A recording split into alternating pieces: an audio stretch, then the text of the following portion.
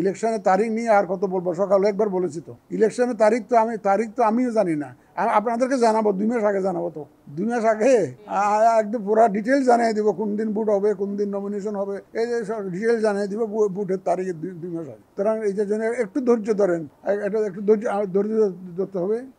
Please wait and C, এবং যথাসময়ে আপনারা জানতে পারবেন। আর আমাদের প্রস্তুতির বিষয়ে আপনারা জানেন, কারণ আমি তো প্রত্যেক দিন অন্তত ইলেকশন কমিশন রিলেটেড যত নিউজ আছে এটা তো আমাদের পড়ি তো।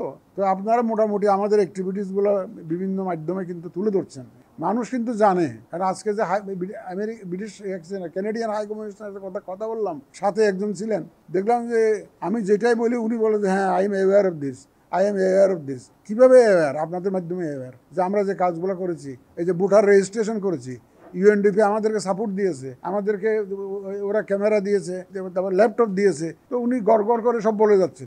আমি বললাম যে আপনি you are aware of everything? Yes. বলে আমরা তো ফলো করছি, আমরা এটা ফলো করছি। তার মানে এই ফলোটা আপনারা এই নিউজগুলো পাচ্ছেন কোথায়, এই মেসেজগুলো? This is a positive news for EC, একদম পজিটিভ নিউজ। আমি অত্যন্ত তাকে ধন্যবাদ দিছি যে আপনারা এইভাবে ফলো করছেন। And please convey this message to your respective governments and also among the diplomatic circle. আপনারা এই মেসেজগুলো বলবেন যে EC is seriously working with their aim, এবং তারা প্রিপারেশন নিচ্ছে যাতে একটা সুষ্ঠু নির্বাচন, ফেয়ার একটা নির্বাচন এবং অ্যাকসেপ্টেবল একটা নির্বাচন, ক্রেডিবল একটা নির্বাচন যাতে আমরা উপহার দিতে পারি।